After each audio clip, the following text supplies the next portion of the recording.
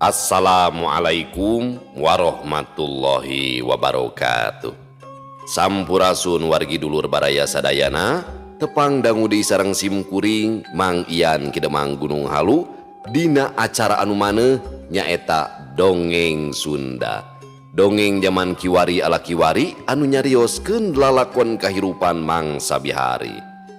Palawargi sadayana, hayu urang nyuk curug galur anu kapungkur neang mangsa anu kaliwat gesan ngamumule budaya Sunda ngalangkungan ieu pedaran dongeng Sunda anu tos teu bireg deui kanggo barudak bihari sareng sepuh kiwari.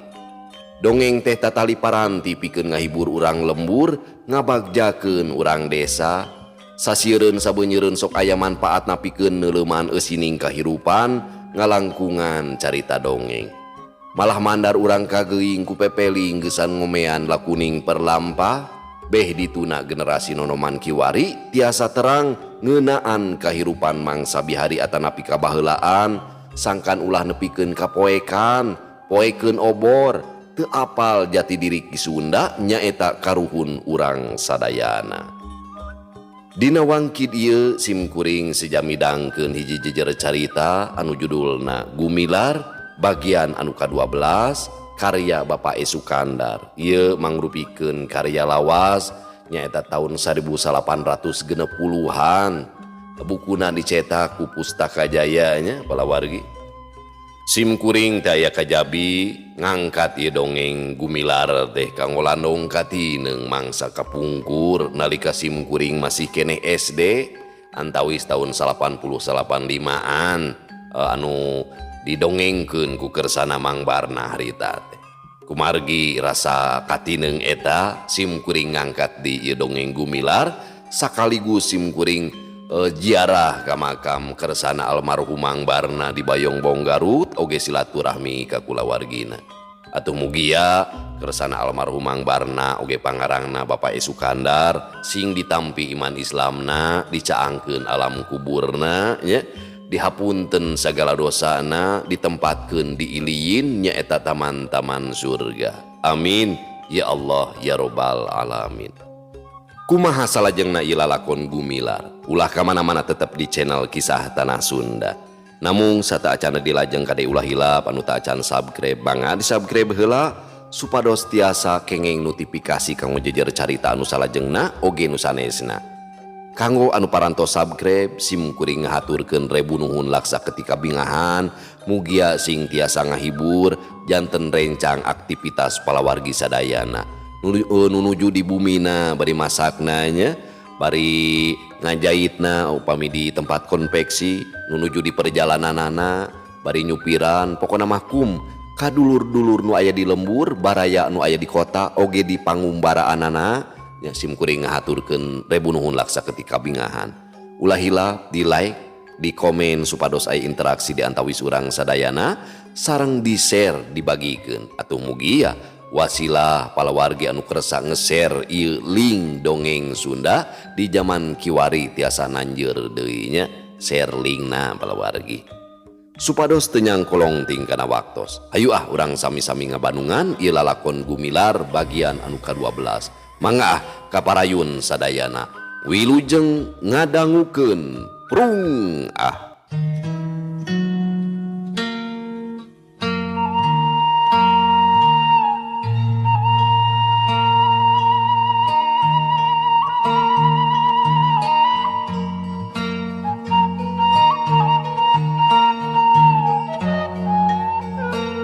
geus dijadikeun jalan kacai ka Tanjung Pura teh teu sirikna saban poe Asmita kukuli bekan didinya.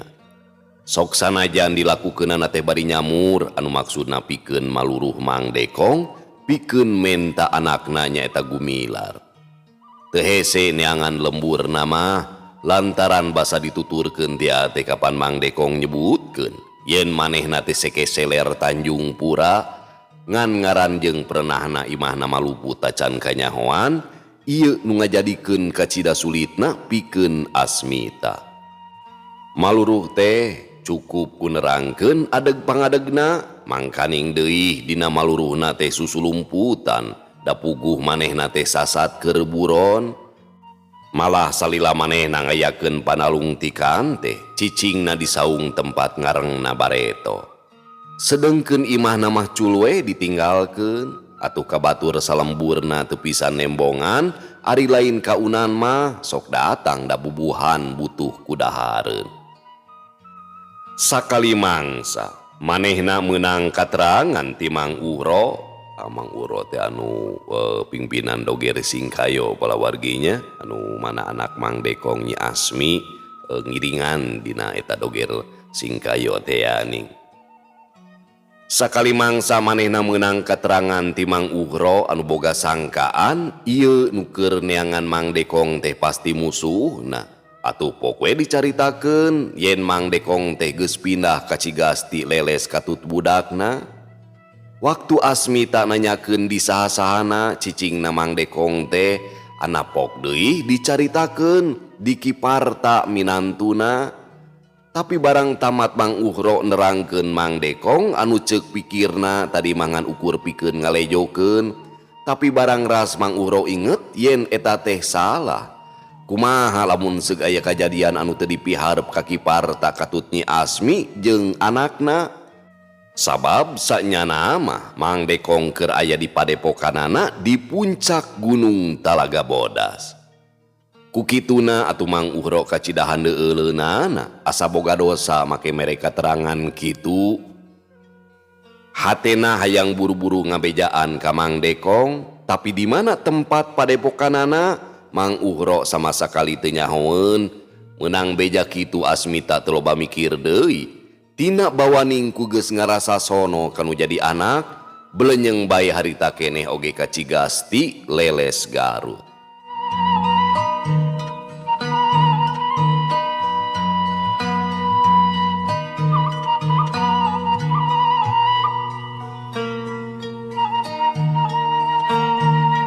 Mitra kaum dangu, ayeuna urang caritakeun mangsal hapi keun we nya lami oge ameh malapah gedang. Mangsal hapi sanggeusna ngajorag imah juragan Barja. Waktu manehna mangpret lantaran gagal malespati ka juragan Barja, teu terus balik ka Cicapar lantaran boga rasa sieun disusul tepus.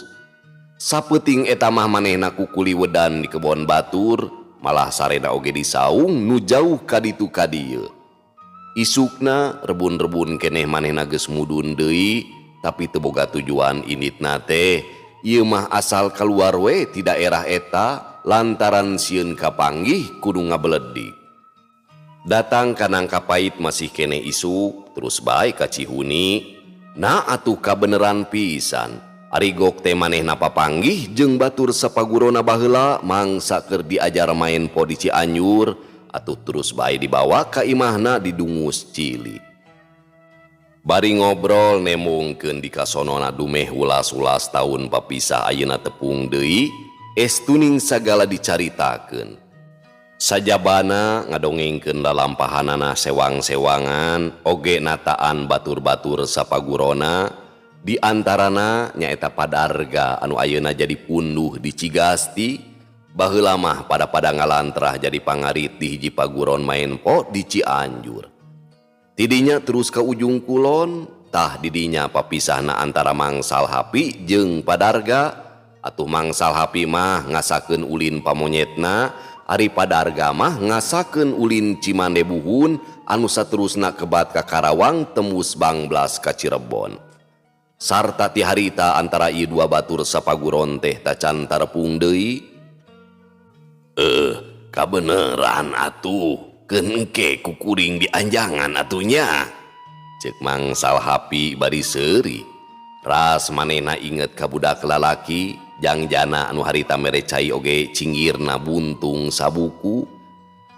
Pabebeurang Mangsal Hapi pamitan balik. Tapi saknyana manehna terus ngagedig ka Cigasti rek nepungan Padarga anu geus jadi punduh didinya. Pamiarsa sadayana, Asmita anu harita oge indit ka Cigasti rek neangan Mang Dekong di imah minantuna nyaeta Kiparta, sakumaha ceuk katerangan ti Mang Uhro, datangna teh kira pukul 10 peuting. Sanggeus tatanya ka urang dinya nuka beneran aya di luar, barang rek pupuntenan ka imah Kiparta, kabeneranana teh imah Kiparta keur kaasupan maling anu ti sore keneh geus campego ngadaguan nu boga imah sare tibra. Dumeh beurangna Kiparta tas ngajual bako ka Garut sababaraha laksa. Beletak cemped panto ka tengah imah disungkal ku bedog, brai panto muka, juringkang, tapi untung teh Kiparta kaburu nyaring sarta langsung ngagorowok, bangsat, bangsat, bangsat. Waktu si bangsat nuduaan ngejat keluar, barang diudag ku Kiparta bari ngabar bedogna kabeneran. Di lawang panto nu dibuka teh ku Kiparta geus manco Asmita anu rek nyemah, malah geus calang apisan rek nyebut punten harita teh. Asmita rada ngergog dumeh bieu ti jero imah aya nu ngagorowok nyebut bangsat-bangsatan. Marukana namah ka manehna we. Tapi arek mundur deui kaburu brai panto dibuka ku Kiparta bari dihembat ku bedogna. Puguh we Asmita ngaranyu greuwaseun sarta sakilat manehna luncat bari ngagero. Lain bangsat kuring mah lain. Cek Asmita bari taki-taki dumeh Kiparta geus ngamangkeun deui bedogna. Bangsat sia, we yaki rek ngabadog imah aing. Kumayua sia.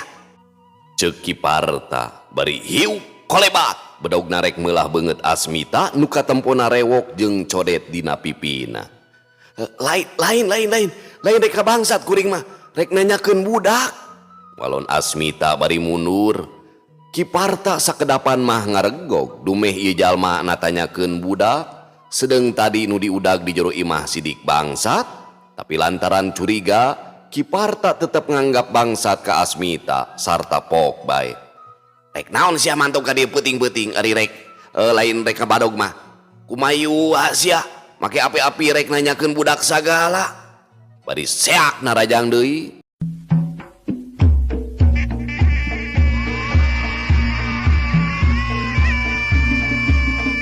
Asmita anu harita kapaksa kudu ngabela diri bisi kabenangan rikat luncat bari Depok.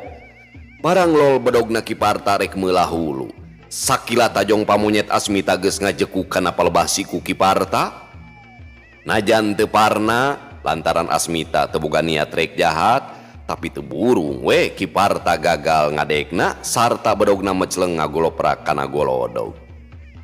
Kiparta anu kacida nafsuna dumeh asa dihina ku bangsat cek pikirna mah geuwat narajang deui make gerakan cimande, tapi dina narajangna teh kalang kabut lantaran nafsuna nguwung amarah mudal teu kawadahan atuh Asmita kaseret.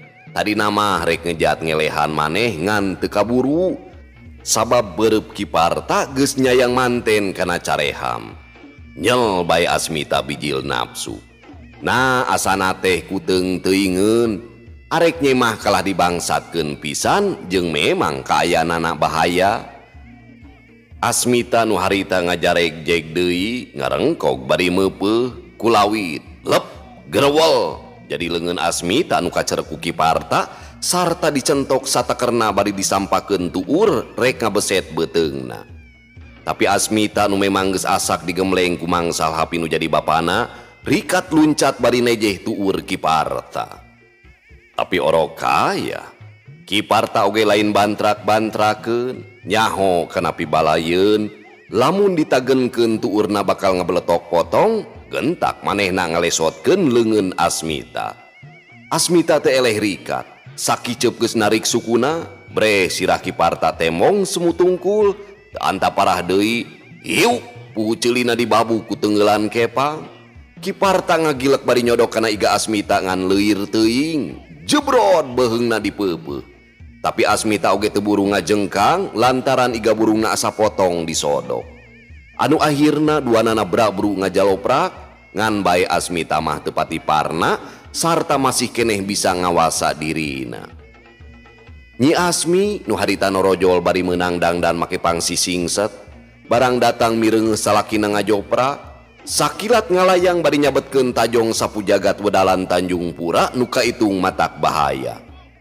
Asmita nu harita keur pepelengkingan ngagentak ngaborengkal pasang kuda-kuda Depok dina pasangan pamonyet ngadago datang natajong Nyi Asmi, tapi memang Nyi Asmi oge geus asak wara, sakedet geus ngarti kana gerak tipu musuhna. Bari narik sukuna manehna ngajejek melenting ka gigir nyingkahan gerakan Asmita. Sangka urang Cigasti bikangna oge teu beda we ti maung tutul. Asmita ngagak-gak manehna geus ajeg deui pasang kuda-kuda, pikirna kagok rek sakalian mecak pangabisana. Atuh rai ceuli Nyi Asmi panas asa disebit. Seak manehna ngirimkeun jurus ka tilu Tanjung Pura, leungeun kencana numpang dina lebah lekuk siku anu nyilang hareupeun dadana dipake cadangan. Asmita seuri mireungeuh gerakan Nyi Asmi kitu teh. Nyi Asmi ngaranjug bari rikat ngarobah pasangan ku ulin Cimande wedalan Cigasti. Asmita ngabarakatak seuri deui bae lantaran gerakan Nyi Asmi teh dianggapna pasangan buhun anu geus teu laku deui. Gilek manehna ngageser rek nutupan pigeulangna Nyi Asmi. Nyi Asmi rikat narik pasangan. Dina waktu Nyi Asmi narik pasangan, Asmita rikat ngangsrodkeun suku katuhuna bari rek notog dada Nyi Asmi. Tapi Asmita ngarengkog, ngarasa teu tega meureun mireungeuh buah cengkir papasangan Nyi Asmi lantaran ti tadi oge eueuh niat nyilakakeun. Ngan dina mangsa Asmita ngarengkog neuleuh Nyi Asmi, sakilat Nyi Asmi neungeul kepang dina jurus katilu Cimande buhun warahan Kiparta salakina nu taya lian muridna Padarga. Atuh teu ampun deui ana plek meupeuh puceulina, leng Asmita katuru lengan, tetenjoanana kararoneng, sabot kitu disusul deui ku tonjokan setengah pasangan kana dada kenca jeung carehamna. Atuh Asmita jadi ngubeng, awakna muih saputeran sarta disusul deui ku tajong sapu jagat dina ulin Tanjung Pura meneran kana bobokongna. Atuh Asmita jadi nyolontod anu saterusna ti kusruk, tarangna neunggar golodog gebro. Aduh Asmita ngagero. Pamiarsa sadayana, waktu Kiparta keur galungan jeung Asmita nu antukna manehna rubuh sarta Nyi Asmi ngalayang kaluar narajang Asmita, kasembetan nu hade pisan pikeun dua bangsat anu tadi lumpatna teu kebat. Atuh jol geblus bae arasup deui ka jero sarta gancang nyungkal lomari nyokot duit ladang bako bogana Kiparta.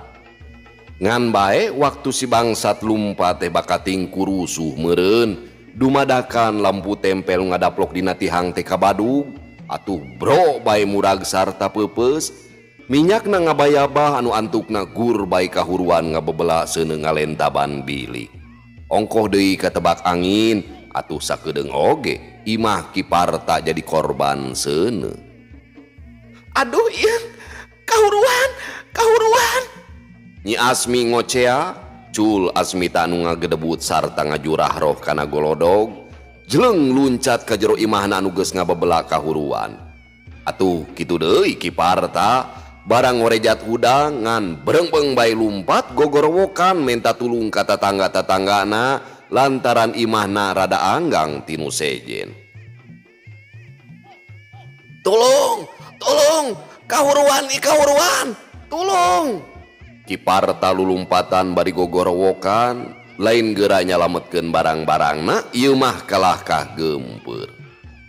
Asmita oge ngorejat, red katempo imahna Kiparta geus ngabebela, manehna reuwas, eukeur mah tadi disangka bangsat, ari pek ayeuna imah Kiparta kahuruan, atuh teu anta parah deui, korejat, blenyeng bae lumpat ka belah kidul, norobos kebon saterusna ngiles kanu poe.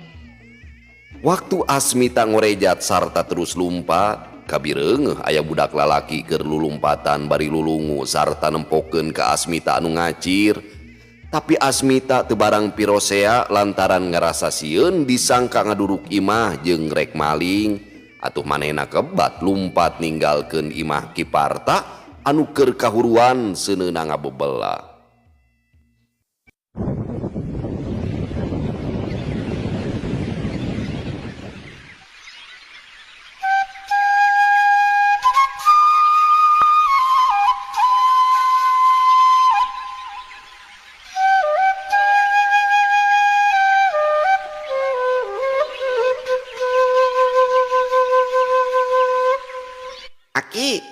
Ki? Reka mana ieu teh Ki? Gumilar nu harita keur dipapanggul ku Mangsal Hapi nanyakeun rek dibawa ka mana-manana sabab karasa harita geus ngajauhan ti lemburna. Urang nyingkahan bahaya ujang, temal Mangsal Hapi bari ngecagkeun Gumilar. Cangkeuleun oge meureun lila-lila mah mamanggul budak teh. Reg Mangsal Hapi eureun nempo ka tukang ka jalan urut tadi. Kabireungeuh ti jauhna langit hibar ngagebur beureum, silalatuna jelas katempo rabeng kaluhur disusul ku letah seuneu mucuk dibarengan ku meledugna haseup imah Kiparta nu harita dihakan si jago merah. Apaan? Abah sareng emak Ki? Kumaha atuh?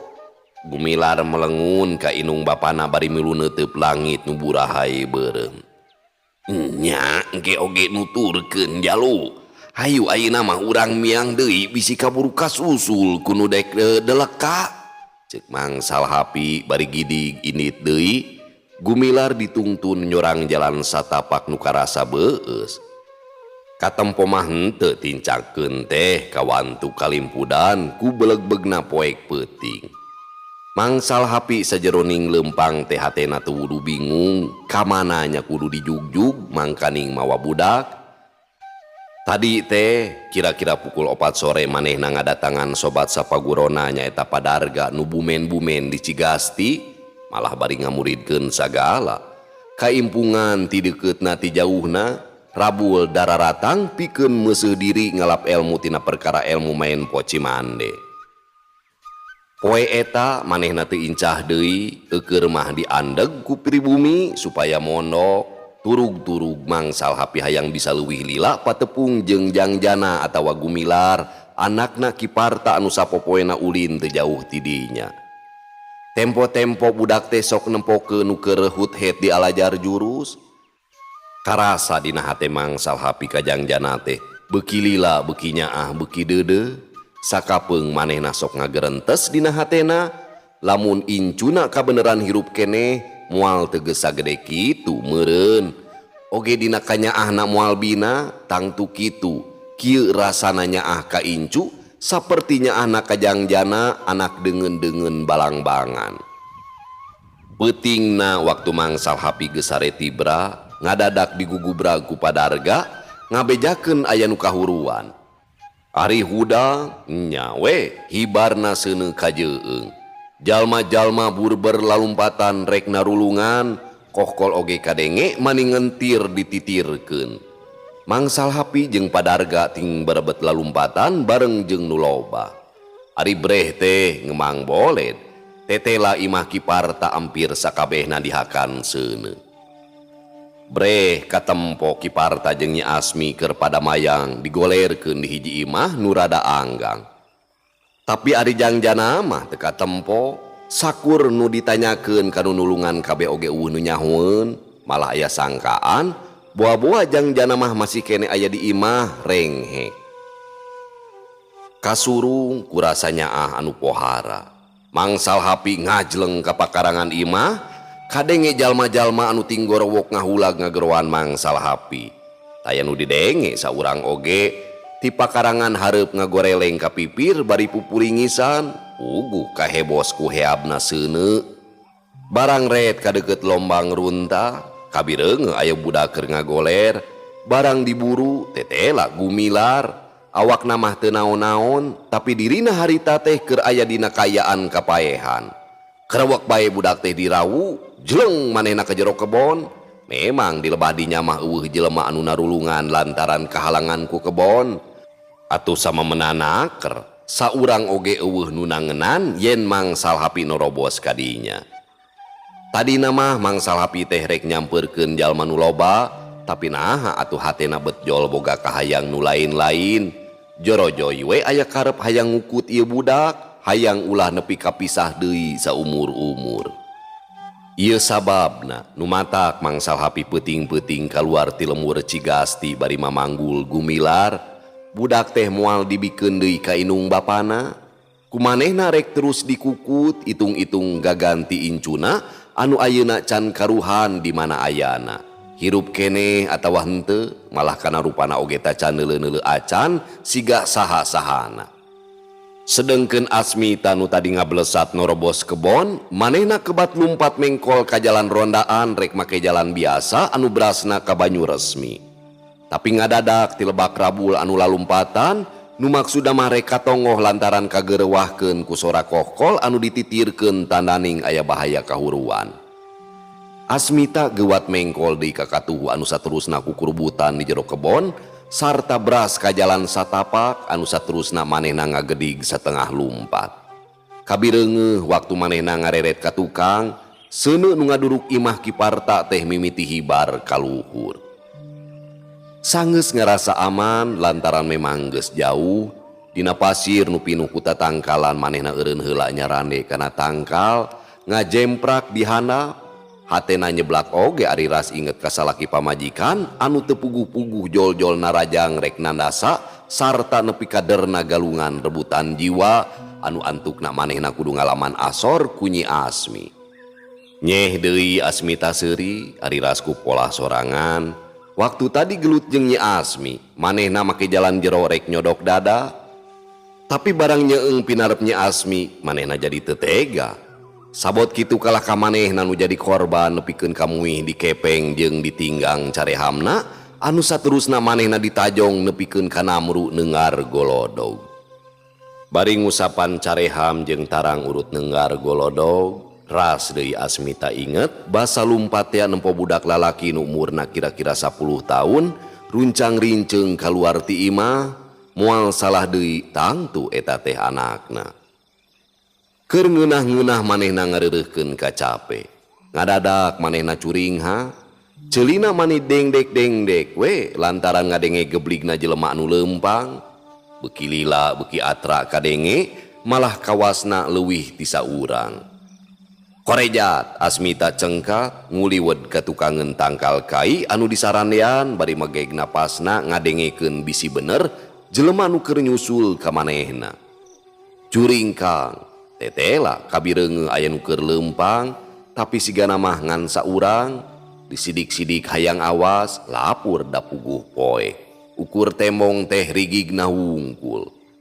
Lar ngaliwat ka hareupeunana, Asmita gancang nguliwed ka beulah katuhu satengah ngolesed lantaran tangkal teh rada leutik. Teu cukup mindingan sagemleungna awak Asmita.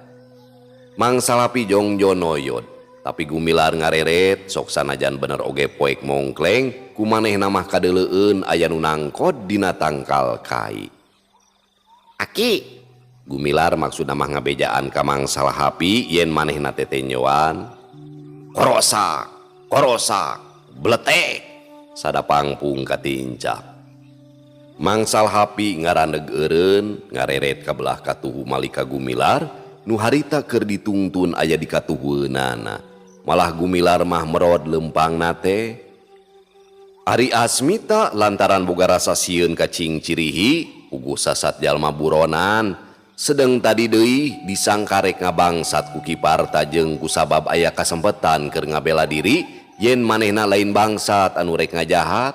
Kapaksa deui kudu ngayonan kiparta jeung Nyi Asmi anu rek ngaroga hala lantaran salah sangka. Jeung lamun mah manehna anu kasoran sarta kacerek geus moal hanteu pasti baris dijebloskeun di kapang berokan, malah moal boa pasti ditamah deui hukumanana kudu leuwih berat lantaran bisa jadi disangka ngaduruk imah batur. Puguh oge tara jejem tara tentrem hate ari sagala-gala ngagugulung kasieun jeung curiga mah teu anta parah deui seak bae manehna luncat ka hareupeun mangsal hapi.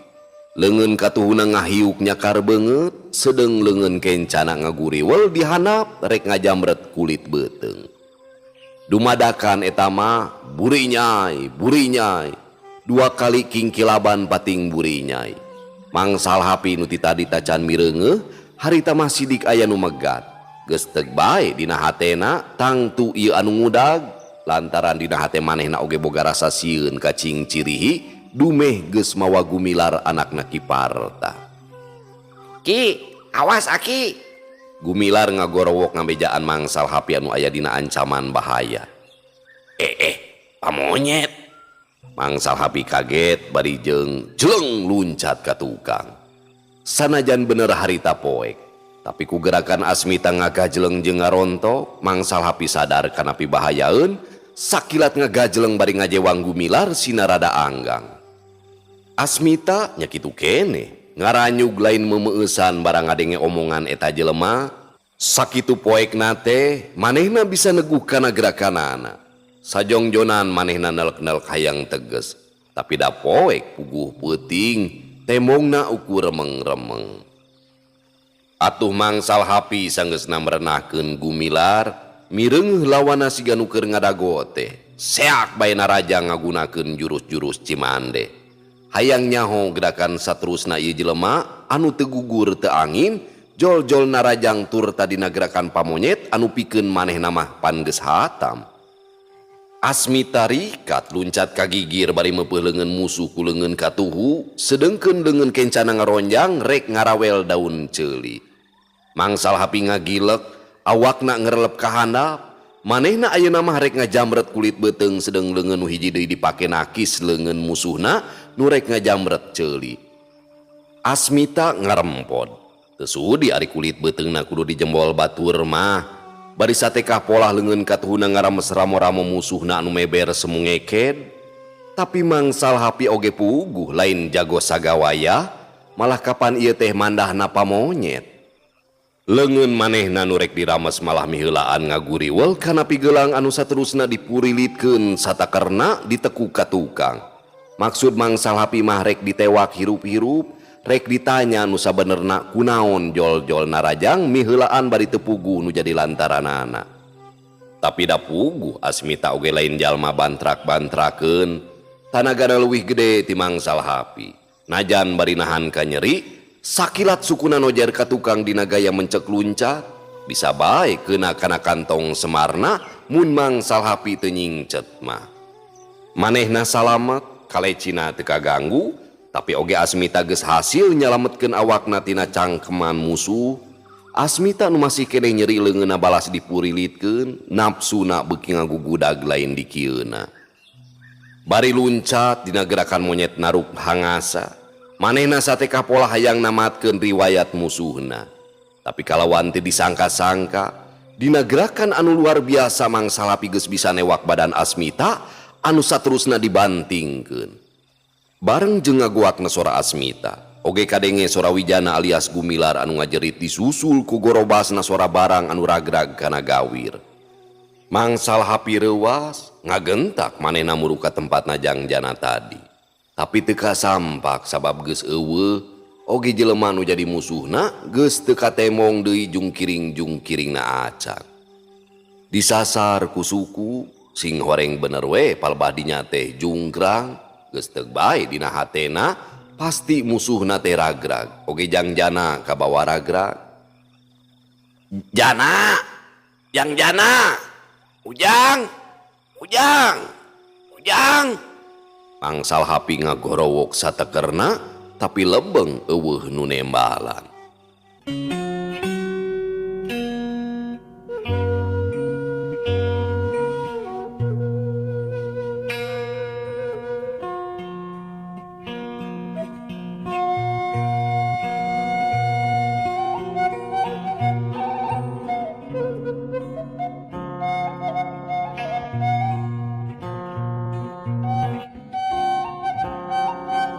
Beleg-begna peuting beuki lila beuki ngandelan, geus teu katembong curug-curug acan, pangaruh bentang anu mingkin surem kawas anu ngajarawuhan. Kalimpudan ku mega hideung anu ngadingding pating surungkuy ti belah kidul, sedengkeun guludug geus mimiti kadenge gegelegeran alamat rek turun hujan. Gumilar nu waktu tadi ngagudu brag-rag-rag ka jero jungkrang, kababuk ku awak Asmita nu dibantingkeun ku Mangsal Hapi, hadena teh manehna teu terus ngagoloncong ka handap, tapi awakna nyangkeud ka candet dina tangkal saliara nu jaradi dina beungeut gawir. Ngan Asmita nu terus gogorentelan ka handap nepi ka bekna pisan kana dasar jungkrang. Untung sakitu oge teu ngabahayakeun kana jiwana lantaran ragragna teh henteu nyirorot, manehna tiba baradug kana reremetan anu ngahalangan awakna. Gumilar ngan sakedeung ngarasa ruasna, saterusna mah ingetanana jejeg deui bari nyangsaya manehna muntang kana saliara ngajaga awakna bisi ngagubrag deui. Karasa gawir teh lungkawing nang tawing mata kloang.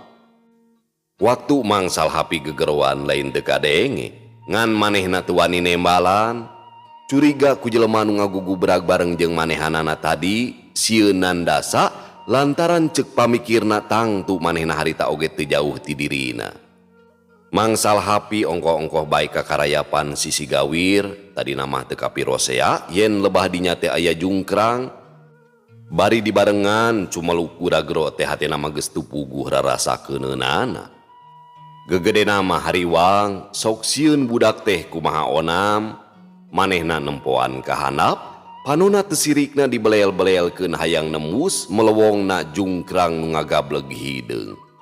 Tapi ulah boro-boro bisa kadeuleu jempling taya nu nembalan, rehe teu kadenge kecetna sora budak, teu beda we nu diteureui bumi. Guludug beuki tarik kadengena, langit beuki mended sakurilingna, hibarna seuneu nu ngaduruk imahna kiparta geus lila teu tembong, tandaning geus parem, tapi mangsal hapi tacan keneh incah tidinya, tumpa tempo satengah ngararampa, bari sungutna teu repeh Guragro. Jana, Jana, Ujang, Jana. Pangsal hapi nompokeun sirahna tina biwir gawir, genggerong karasana serak balas gogorowokan geus teu dirasa. Aki.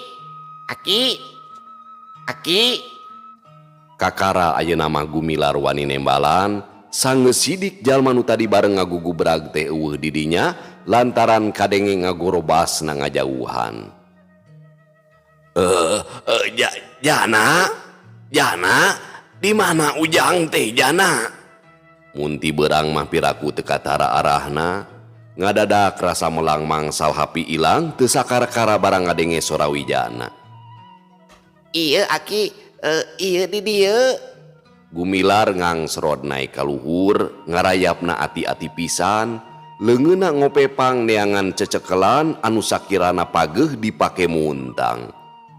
Pecenghul sirah Gumilar mecenghul, teu tatapa sini deui, karawak bae dicekel lebah tak-takna ku mangsal hapi, dijungjungkeun dihanjatkeun tina biwir gawir.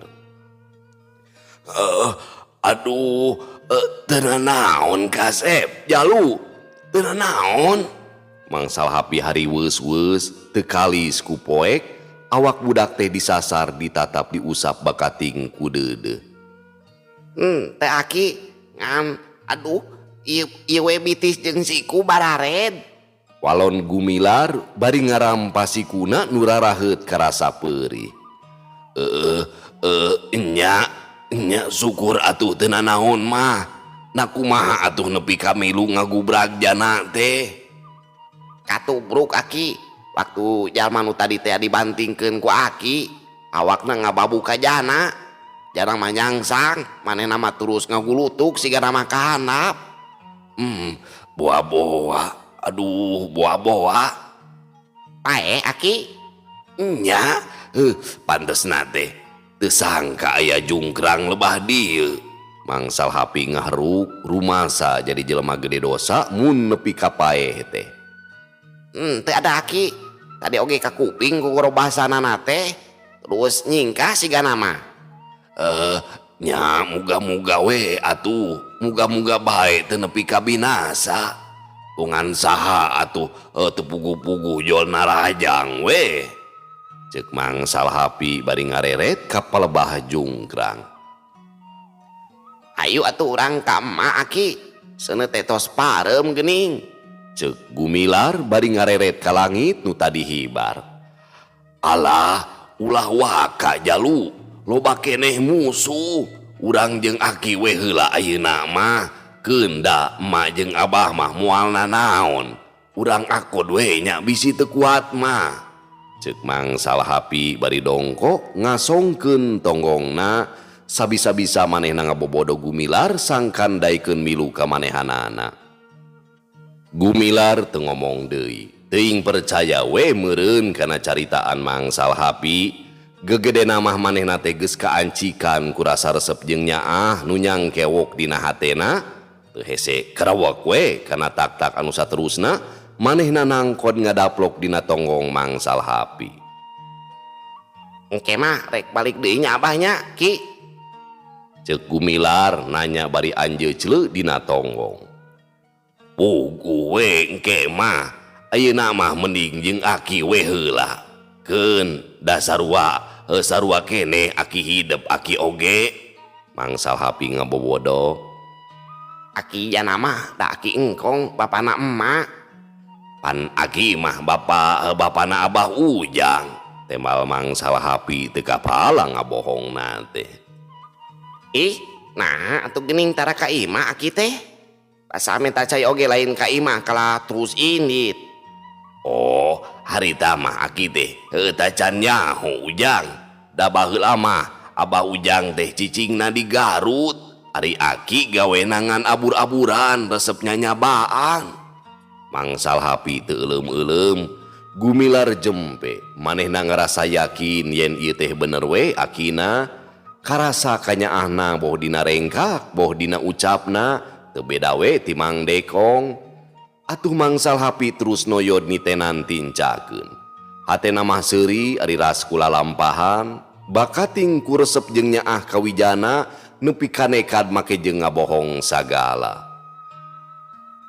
Pamiarsa sadayana, tah di dieu meureun manusa teu daya teu upaya teh memang dharma wawayangan usik mali kersaning Gusti. Maksud Mangsal Hapi nyarita kitu teh ngarah dipiandel supaya Gumilar daikeun milu. Tapi dirina sorangan teu nyangka meus-meus acan yen ieu budak teh incuna sorangan darah dagingna pribadi. Ka Asmita anakna sanajan Mangsal Hapi tengah haja neangan pugu sangka anana mah anakna teh masih aya di jero hukuman. Tapi ngaran-ngaran ka anak piraku make teu hayang papanggih. Asmita atuhnya kitu kene tahun-tahun teu panggih jeung nu jadi bapa piraku we hatena mah teu sono hayang patepung. Tapi ari buktina dina amprok jonghok patepungna kiwari teh maranehanana kadon patelak ngadu tanaga rebutan hirup begalan pati. Duanana pada kasamaran teu sadar yen maranehanana teh anak jeung bapa. Pugu Asmita oge teu nyangka sacongo buuk lamun bapana geus bebas ti pangberokan. Nu dina papisahna teh sasat ku pagawean jalma hasu dihianat ka papada kaula. Pamiarsa sadayana, luntana Asmita kacigasti rek maluruh anakna. Dina datangna ka imah kiparta manehanana ngadon galungan teu bisa nahan emosi lantaran kajurung kurasa hayang geura panggih nepi ka leungit duduga peryoga sakumaha anu nyema. Prok di jalan papanggih jeung anakna malah keur dibawa ku akina nya bapana sorangan. Tapi kalakah der galungan lantaran Asmita ngarasa curiga manehna sorangan nu miheulaan. Cacakan lamun harita Asmita daek sabar mah meueusan teu ngagugu teuing pangajakna hate. Kawasna itu ieu oge piraku teu pinanggih jeung kabungah sarta kasugemaan. Tapi da memang geus kitu meureun anu ditulis dina suratan takdirna kudu panjang lalakon. Oge ongko ari manusa mah teu bisa nangtukeun nasibna sorangan. Wenangna ngan saukur ikhtiar bule hideungna mah kumaha nu ngatur jeung nu nangtukeun nyaeta zat anu ngajadikeun sakabeh alam nyatana Gusti Allah anu maha kawasa tunggal taya babandinganana. Pamiarsa sadayana waktosna parantos teu nyekapan deui. Insyaallah enjing urang lajengkeun dina episode anu ka-13 nya. Cag urang tuna dihanjuang siang, urang teuneun dihaneuleum sieum paranti nyokot ninggalkeun mangsa datang kasampeur deui. Wallah muwafiq ila aqwamit thoriq. Wassalamualaikum warahmatullahi wabarakatuh.